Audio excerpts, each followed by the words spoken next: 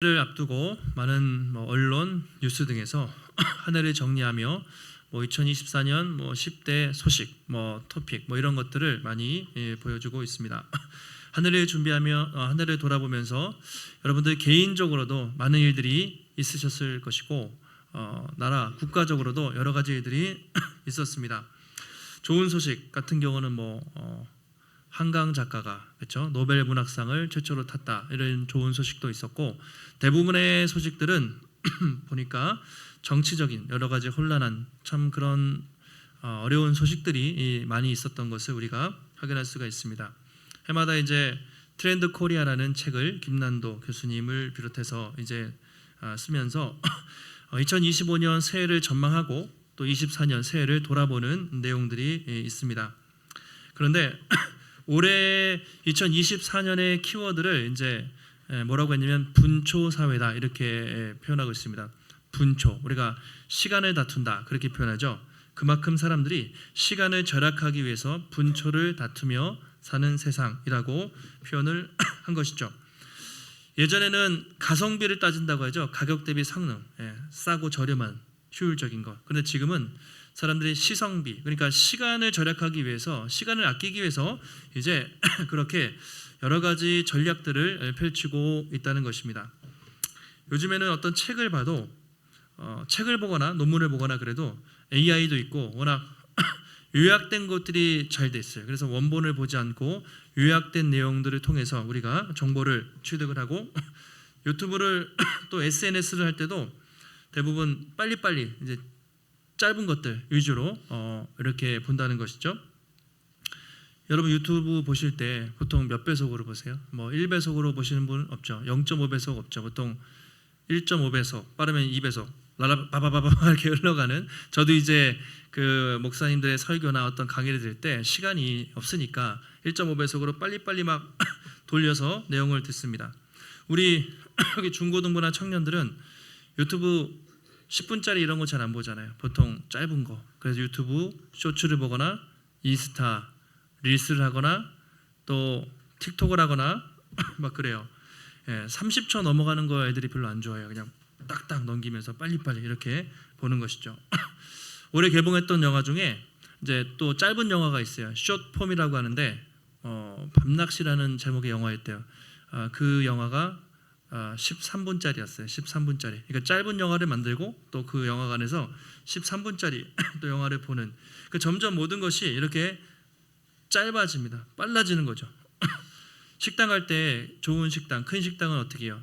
앱을 통해서 예약을 하시고, 병원 갈 때도 시간 절약하기 위해서 예약을 하고, 식당 가서도 시간 절약하기 위해서 키오스크를 누르고. 그 사람들이 점점 뭘 해도 시간을 절약하기 위해서, 직장에서도 업무의 효율성을 높이기 위해서 이제 그런 것들이 많이 있다는 것입니다. 그래서 분초 사회라고 그렇게 이야기를 한 것 같습니다. 한국 사람들이 원래 이렇게 성격이 급한데 정말 이렇게 그런 걸 잘하는 것 같아요. 우리 권사님들은 되게 힘드실 것 같아요. 어플, 키오스크 이런 것도 이렇게 점점 빨리 바뀌니까 이제 정말 적응하기 어려운 세상이 됐습니다. 여러분들 이렇게 시간을 다투는, 분초를 다투는 세상에서 어찌 보면 정신없이 그런 세상에서 1년을 살다가 눈 깜짝할 사이에 어찌 보면 되게 길기도 했고 어찌 보면 너무나 짧았던 이 한 해를 마무리하고 있습니다.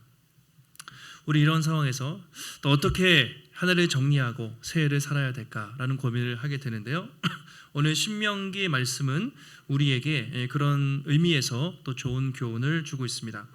자, 오늘 신명기 말씀은 이스라엘 백성들에게 모세가 지난 40년간의 광야의 생활을 돌아보면서 회고하면서 출애굽 광야에서 태어난 출애굽 2세대 다음 세대들에게 말씀을 전하는 장면입니다.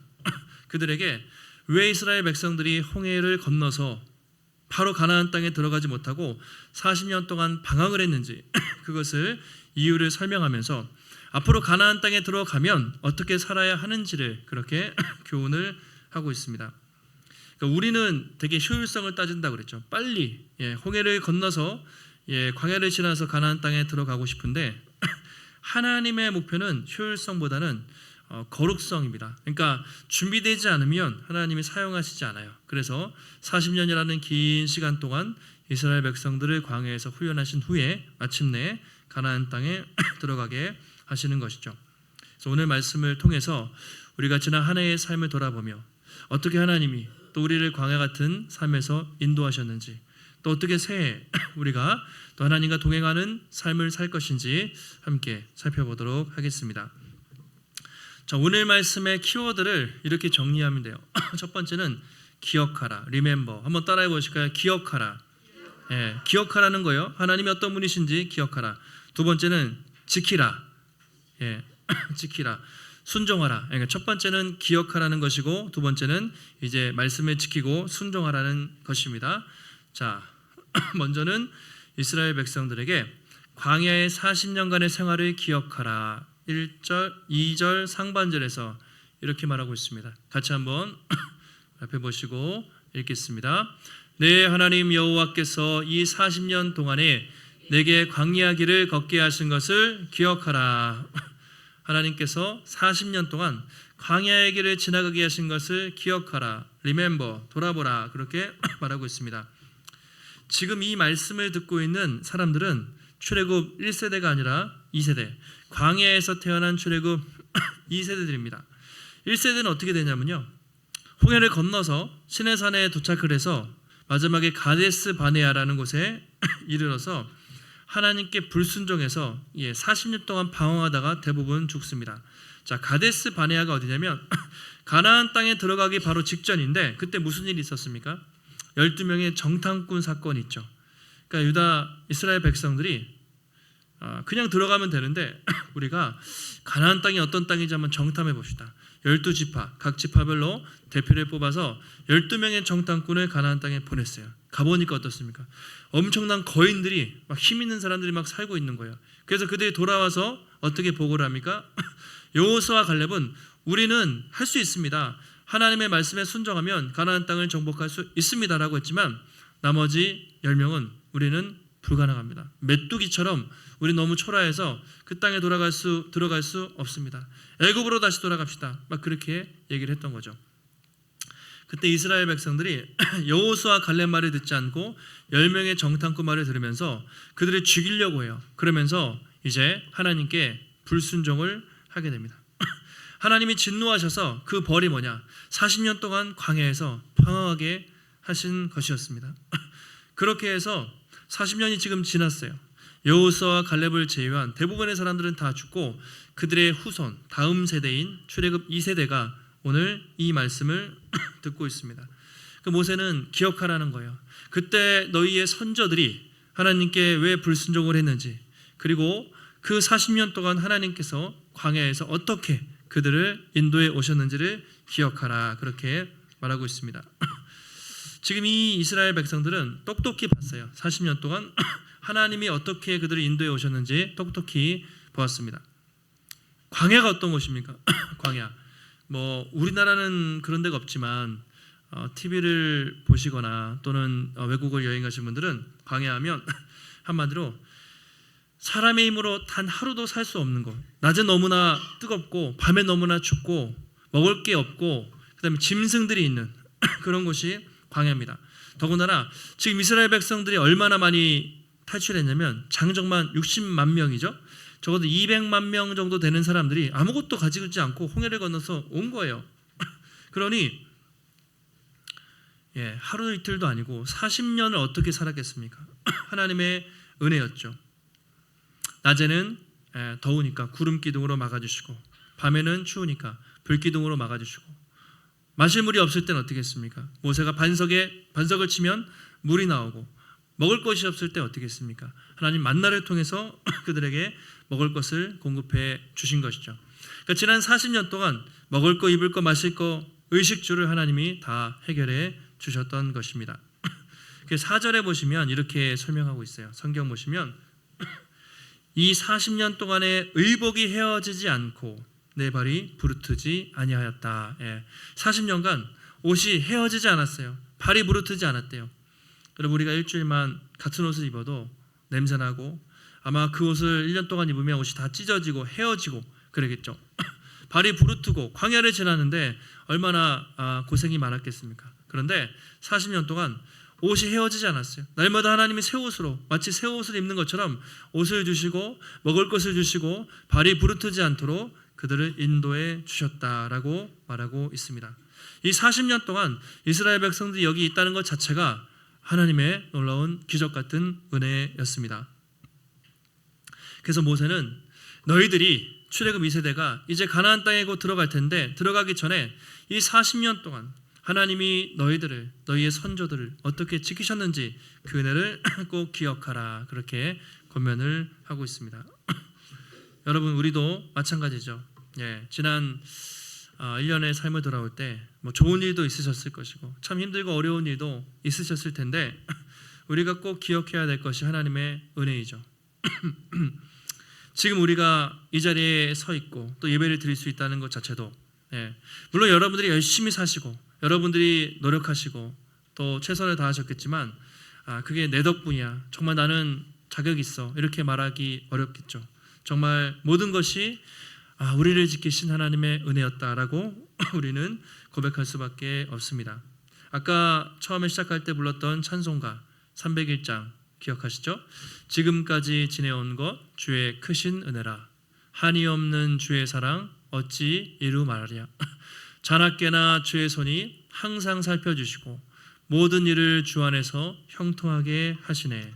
돌아보면 참 위기의 시간도 있었고 한계의 시간도 있었고 참 쓰러지고 시험들 만한 그때그때의 상황마다 하나님이 때로는 구름 기둥으로, 때로는 불 기둥으로, 때를 따라 도우시는 은혜로 우리를 인도해 주셨기에 지금 우리가 이 자리에 서 있다는 것이죠. 여러분, 한 해를 마무리하고 또 새해를 준비하는 이때 우리 안에 기대도 있을 것이고 내년에 대한 기대감도 있고 또 두려움도 같이 있어요. 설렘도 있고 불안도 함께 있습니다. 그럼에도 불구하고 우리에게 소망이 있는 것은 지금까지 우리와 함께 하신 그 에베네셀의 하나님이, 광야에서 우리를 인도하신 그 하나님이 앞으로도 우리와 함께 하신다는 것입니다. 새해에도 우리와 함께 하셨던 도움이시는 에베네셀의 하나님을 여러분 의지하시고 또 우리와 앞서 행하시는, 준비하시는 여호와 이레 그 하나님을 의지하며 또 담대하게 믿음의 길 걸어가시는 우리의 복음의 숲에 우리 성도님들이 되시기를 주님의 이름으로 축복합니다. 자, 이제 이어서 모세가 본격적으로 이스라엘 백성들을 광야로 인도하신 이유에 대해서 설명을 하고 있습니다. 그 이유가 무엇인가? 하나님은 왜 그렇게 그들에게 힘든 시간들을 허락하셨나? 2절 하반절에 이렇게 말하고 있습니다. 같이 한번 우리 앞에 보시고 읽겠습니다. 이는 너를 낮추시며 너를 시험하사 내 마음이 어떠한지 그 명령을 지키는지 지키지 않는지 알려 하심이라. 아멘. 하나님은 세 가지 이유였어요. 너를 낮추시고 겸손의 훈련이었습니다. 그리고 너를 시험하사 믿음의 테스트, 믿음의 시험이었습니다. 세 번째는 네 마음이 어떠한지 그 명령을 지키는지 지키지 않는지 순종의 훈련. 이 세 가지를 훈련하기 위해서 하나님이 인도하셨다라고 그렇게 말하고 있습니다. 자, 첫 번째 낮추다라는 표현은요, 겸손하게 하다 그런 표현입니다. 하나님이 이스라엘 백성들에게 광야에서 훈련하신 이유는 겸손을 훈련하기 위해서, 낮아지고 자기를 부인하고 내려놓는 훈련을 하기 위해서 하나님이 그들을 부르셨다라고 말하고 있습니다. 반대로 말하면 이스라엘 백성들이 아직 가나안 땅에 들어갈 만큼 준비가 안 됐다는 것이죠. 그들은 교만했습니다. 그래서 신명기에 많이 나오는 표현 중에 하나가 이런 거죠. 너희는 목이 뻣뻣한 백성이야, 목이 곧은 백성이야, 이런 표현들입니다.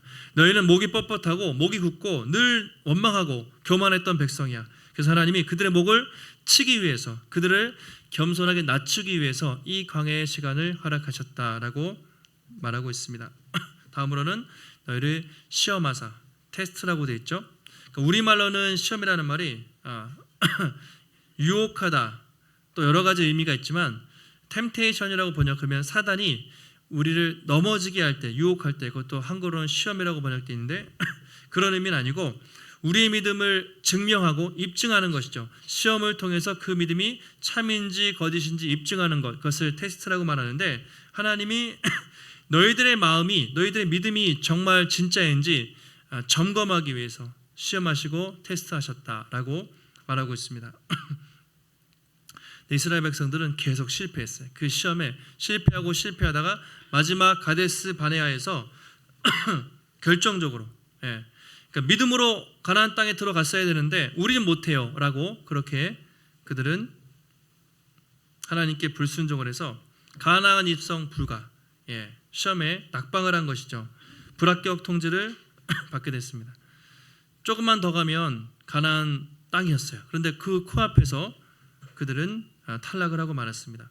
오늘 같으면 서류 전형 그리고 필기 시험에서 합격했는데 마지막 면접에서 탈락한 거예요. 가나안 땅 앞에 다 갔는데 거기서 믿음으로 갔으면 바로 들어갔을 텐데 거기서 불순종하는 바람에 40년이라는 긴 시간을 방황하게 된 것이죠.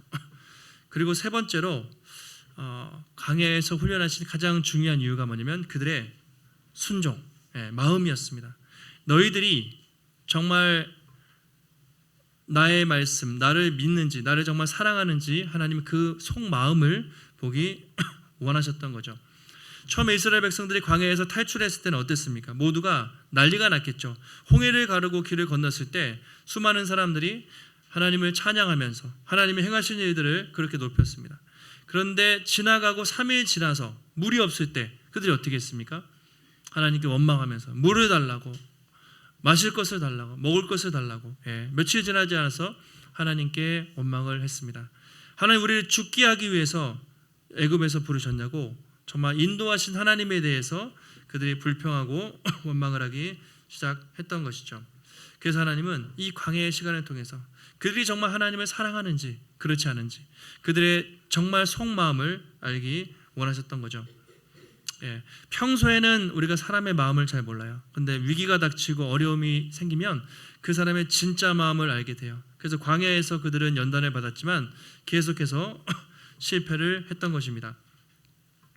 우리도 그래요. 우리도 참 부족하니까 급할 때는 하나님 도와주세요 찾고 또 우리가 먹고 살만하면 기도가 게을러지고 그런 모습들이 우리에게 많이 있죠. 화장실 들어갈 때 다르고 나올 때 다르다고. 그러니까 사람의 마음을 속마음을 알기가 참 힘들어요. 사람들이 포장하고 또 이미지 메이킹을 잘합니다. 바리새인들의 특징이 겉으로는 경건하고 참 믿음 좋고 기도하고 그런 사람들처럼 보였지만 마음은 하나님께서 멀도다. 하나님은 항상 그 사람의 마음을 보셨거든요. 그래서 이스라엘 백성들의 그 속마음을 하나님이 보기 원하셨던 것인데 거기서 이스라엘 백성들은 계속해서 실패를 했던 것이죠. 그 시험의 도구가 뭐였냐면 만나였습니다. 하나님은 만나를 통해서 이스라엘 백성들에게 겸손 또 순종을 가르치기 원하셨어요. 8장 3절에 보시면 이렇게 말하고 있습니다. 같이 한번 우리 3절 말씀을 한번 읽어보겠습니다. 너를 낮추시며 너를 줄이게 하시며 또 너도 알지 못하며 내 조상들도 알지 못하던 만나를 내게 먹이신 것은 사람의 떡으로만 사는 것이 아니요 여호와의 입에서 나오는 모든 말씀으로 사는 줄을 내가 알게 하려 하심이니라. 아멘. 왜 하나님이 만나를 주셨습니까? 낮추시고 막 굶주렸어요. 그것은 사람이 떡으로만 사는 것이 아니요 여호와의 입에서 나오는 모든 말씀으로 사는 줄을 알게 하기 위해서라고 말하고 있습니다. 자, 만나는요 이스라엘 백성들이 광야에 들어가는 순간부터 요단강 가나안 땅에 들어갈 때까지 40년 동안 하루도 빠지지 않고 내렸습니다. 근데 만나의 특징이 뭐죠? 한 번에 왕창 내린 게 아니라 매일 먹을 만큼만 조금씩 먹을 만큼만 내렸어요. 만나가 내리잖아요. 그러면 먹을 만큼만 그들은 담아놔야 됐어요. 더 담으면 만나가 썩었습니다. 그리고 안식일에는 마지막 날에는 만나가 내리지 않았어요. 전날 만나가 2배를 많이 내렸습니다. 만나를 저장해 놓으면 먹고 다음날 내일 또 내리겠지 그렇게 하면 굶어야 했어요. 그러니까 매일매일 하나님이 정하신 규칙에 따라서 만나가 내렸던 것이죠. 이처럼 만나는 하루도 빠지지 않고 지난 40년 동안 이스라엘 백성들의 양식이 되었던 것이죠.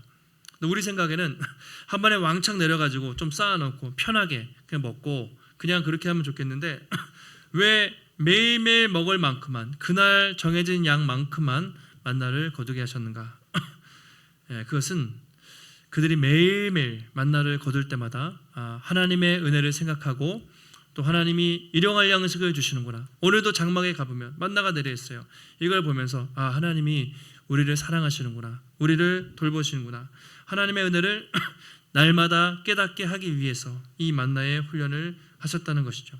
그래서 이걸 통해서 우리가 사는 것은 떡으로만 먹는 것으로만 사는 것이 아니라 하나님의 입으로 나오는 모든 말씀으로 산다는 것을 깨닫게 하기 위해서 그렇게 만나의 훈련을 하셨다라고 오늘 성경은 말하고 있습니다. 근데 이스라엘 백성들이 가나안 땅에 가자마자 만나가 멈췄단 말이에요. 그런데 가나안 땅에 가자마자 이스라엘 백성들이 하나님과 멀어졌습니다. 왜 그랬냐면 먹을 것이 없어서 그런 게 아니라 먹을 게 너무나 많아서 가나안 땅에 가니까 이제 음식이 엄청 쌓여 있는 거예요. 농사를 지어서 곡식이 풍성하고 야채가 풍성하고 고기가 먹을 게 너무 많기 때문에 그들은 더 이상 하나님을 찾지 않았어요. 하나님과 멀어지게 되고 이제 그때부터 멸망의 길을 가게 된 거죠. 그러니까 이스라엘 백성들이 망한 것은 가난해서 망한 게 아니라 너무나 부유해서 먹을 것이 많았을 때 하나님의 은혜를 잊어버리고 그때부터 하나님과 멀어지게 된 것이죠. 마지막 5절과 6절에서 모세는 하나님이 왜 그들을 훈련하셨는지 최종 그 이유를 이렇게 해석을 해요. 너는 사람이 그 아들을 징계함 같이 내 하나님 여호와께서 너를 징계하시는 줄 마음에 생각하고 내 하나님 여호와의 명령을 지켜 그의 길을 따라가며 그를 경외할지어라 이렇게 말하고 있습니다. 사람이 아들을 징계하는 것처럼 하나님이 이스라엘 백성들을 징계하셨다는 거죠. 그러니까 이스라엘 백성들에게는 40년이 힘든 시간이었지만 그 시간이 아버지의 사랑이었다는 거예요. 그냥 그들을 버린 것이 아니라 부모가 말 안 듣는 자식을 징계하고 훈계하는 것처럼 그 40년 동안 말 안 듣는 이스라엘 백성들을 훈련하시고 연단하시는 하나님의 귀한 사랑이었다라고 그렇게 말하고 있습니다. 그러니까 이스라엘 백성들은 탈출할 때 영적으로 어린 아이들이었어요. 그래서 그냥 그렇게 가나안 땅에 가면 망할 수밖에 없었습니다. 그래서 가나안 땅에 들어가기 전에 조금이라도 영적으로 성숙하고 준비될 수 있는 그 시간을 허락하셨던 거죠. 아이들이 여러분 어른이 되기 위해서는 반드시 거치는 과정이 있죠. 어떤 과정을 거칩니까? 여러분도 다 건너오셨던 사춘기. 사춘기. 나는 사춘기 때 별로 방황을 안 했어라고 생각할 수 있지만 부모님들은 다 아실 거예요. 얼마나 힘들었는지. 어쩌다가 그냥 자연스럽게 어른이 되는 사람은 없습니다. 다 사춘기에 막 분노와 그렇죠. 막 화내고 대들고 발광하고 막 그러면서 이제 어른이 돼가요.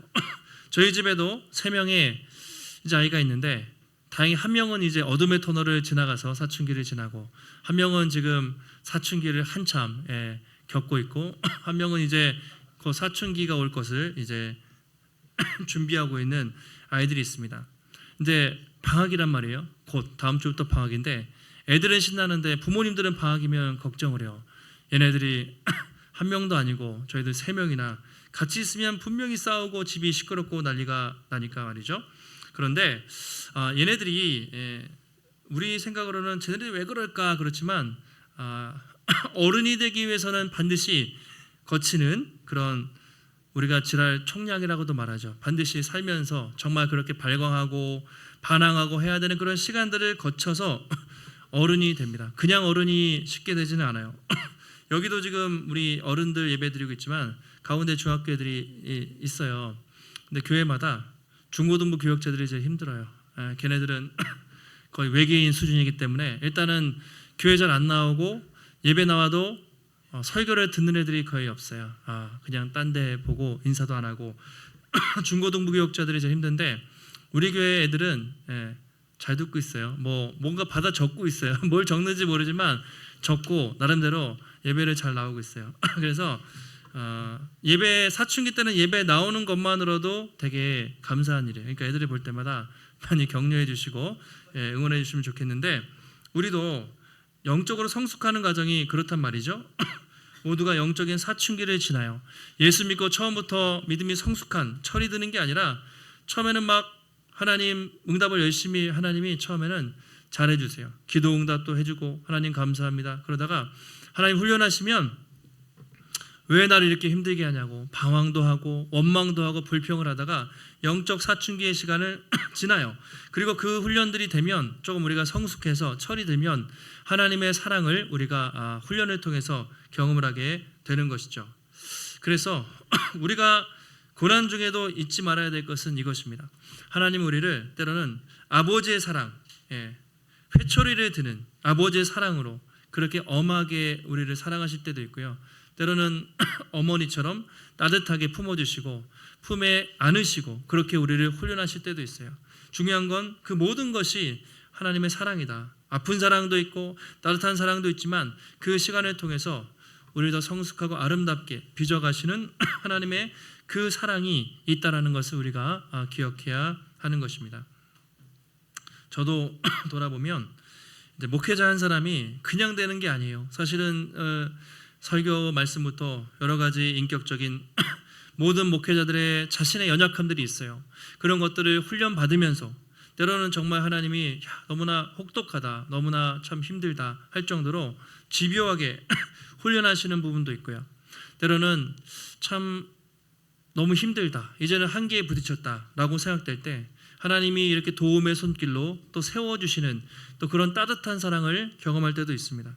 그러니까 당근과 채찍을 주세요. 어르고 달래면서 우리를 한 사람 한 사람 믿음의 사람으로 준비시켜 가시는 것이죠. 그래서 히브리서 12장 5절과 6절에 보시면 이렇게 말하고 있습니다. 아들에게 권하는 것 같이 너희에게 권면하신 말씀도 잊었도다. 일러스되 내 아들아 주의 징계하심을 경히 여기지 말며 그에게 꾸지람을 받을 때에 낙심하지 말라. 주께서 그 사랑하시는 자를 징계하시고 그가 받아들이시는 아들마다 채찍질 하심이라. 그렇게 말하고 있습니다. 만약에 우리가 징계, 다시 말하면 훈련을 받을 때 가볍게 여기지 말라. 꾸지람 받을 때 낙심하지 말라는 거예요. 사랑하시는 자를 훈련하시고 아들마다 채찍질을 한다. 그 다음 구절에 뭐라고 했냐면요, 징계는 훈련을 다 받는 것이오늘 징계가 없으면 사생자, 즉 남의 자식이고 친자식이 아니니라. 이렇게 말하고 있습니다. 어찌 보면 우리가 이렇게 연단을 받고 훈련을 받는 것이 괴롭게 느껴질 때도 있지만 하나님이 친자식이기 때문에 그렇다는 거예요. 남의 자식이면 우리도 어떻게 되든지 신경을 안 쓰잖아요. 친아들, 친자녀라면 부모가 훈련하는 것처럼 친자녀이기 때문에 하나님이 우리를 그렇게 연단해 가신다. 그래서 우리가 신앙생활 하면서 이렇게 이유 없는 고난을 당하거나 참 하나님이 나를 훈련해 가신다고 생각하면 내가 하나님의 친자녀가 맞구나, 하나님이 나를 사랑하시는구나 라고 우리가 생각할 수 있는 것이죠. 여러분, 2000년 전 예수님도 오늘 말씀을 우리가 통해서 동일한 오늘 이스라엘 백성들이 당했던 똑같은 고난을 광야에서 당한 적이 있습니다. 복음서에 보시면 예수님이 공생애를 시작하실 때 40일 동안 굶주리시고 사탄이 3가지 시험을 합니다. 그 중에 이렇게 말하죠. 네가 하나님의 아들이거든 이 돌덩이가 떡덩이가 되게 하라. 그렇게 예수님을 시험합니다. 그때 예수님이 뭐라고 말씀하시죠? 오늘 신명기 8장의 3절 말씀을 인용하시죠. 사람이 떡으로만 살 것이 아니요 하나님의 입으로 나오는 모든 말씀으로 살 것이니라. 예수님은 말씀으로 사단의 공격을 물리치셨습니다. 우리에게 먹고 사는 문제가 중요해요. 그러니까 만나를 주셨겠죠. 그런데 먹고 사는 문제보다 더 중요한 것이 하나님의 말씀이요 하나님의 은혜라는 것이죠. 왜냐하면 하나님이 먹을 것을 공급해 주시는 분이기 때문에 하나님을 제대로 믿고 하나님을 제대로 붙잡는다면 먹고 사는 문제는 그분이 해결해 주신다는 것이죠. 여러분, 이스라엘 백성들도 광야에서 실패했습니다. 그리고 우리도 순종에 실패했지만 예수님은 이 말씀을 통해 광야의 시험을 통과하셨고 예수님의 순종하심과 예수님의 십자가를 지심을 통해서 우리가 구원을 받게 되었습니다. 예수님이 뭐라고 하셨습니까? 나는 살아있는 만나야, 이렇게 말씀하셨어요. 내가 생명의 양식이니 나를 먹고 마시는 자마다 영원히 죽지 않고 영원히 살 것이다. 그렇게 말씀을 하신 것이죠. 그리고 우리는 연약하지만 그 승리하신 예수 그리스도가 계시기에 또 그분의 승리를 우리가 따라서 믿음으로 살 수가 있는 것입니다. 예전에 찬양 중에 광야를 지나며라는 찬양 노래가 있었는데요. 가사가 이렇습니다. 마지막으로 설명드리고 마칠게요.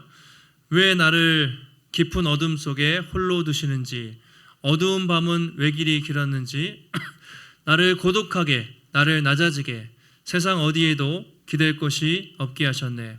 주님만 내 도움이 되시고, 주님만 내 빛이 되시는, 주님만 내 친구 되시는 광야, 주님 손 놓고는 단 하루도 살 수 없는 곳 광야에 서 있네. 주께서 나를 사용하시려, 나를 더 정결케 하시려 나를 택하여 보내신 그곳 광야, 성령이 내 영을 다시 태어나게 하는 곳 광야에 서 있네. 그런 찬양이 있습니다.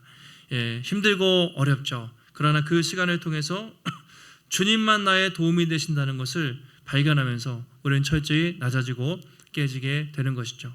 그리고 그 시간을 통해 우리를 더 정결케 하시고 우리 아름다운 그릇으로 준비시켜 가는 것이죠. 사랑하는 성도 여러분, 지난 1년 동안 어떤 삶을 살아오셨습니까? 즐거운 시간도 있었고 또 광야의 길을 걸어오신 기억도 있을 것입니다. 새해에도 우리는 어떤 길이 펼쳐질지 아무도 몰라요. 누구도 예측할 수 없지만 한 가지 확실한 것은 힘들고 어려울 때마다 우리를 위해서 당신의 아들을 내어주신 예수 그리스도를 기억하시고 우리를 대신해서 십자가 지신 주님의 사랑을 우리가 꼭 기억하시기를 바랍니다.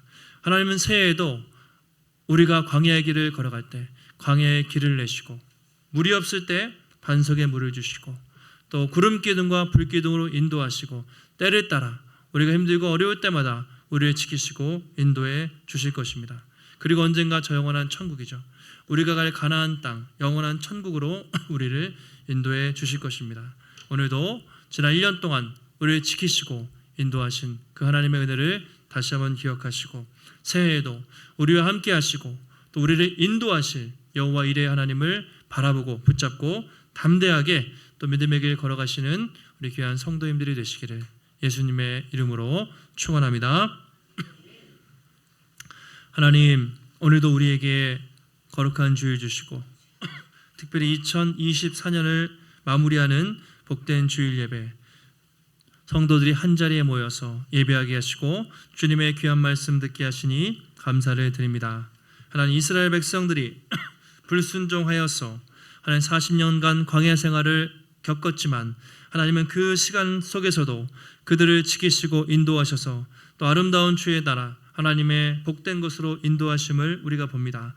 지난 1년 동안 우리도 때로는 기쁜 일, 때로는 힘들고 어려운 일을 통해 광야 같은 삶을 살았지만 하나님 여기까지 오게 하신 것 모두 하나님의 은혜인 줄 믿습니다. 새해에도 지금까지 우리와 함께 하신 그 주님을 기억하며 하나님, 이 어둡고 불확실한 세상이지만 지금까지 우리를 도우신 에베네셀의 주님, 앞으로도 우리와 함께 하실 여호와 이레의 하나님, 날마다 구름기둥과 불기둥으로 인도하시고 우리가 지치고 낙심할 때마다 때를 따라 도우시는 은혜로 우리를 지키시고 인도하실 그 하나님을 바라보며 담대하게 믿음의 길을 걸어갈 수 있도록 하나님 붙잡아 주시옵소서.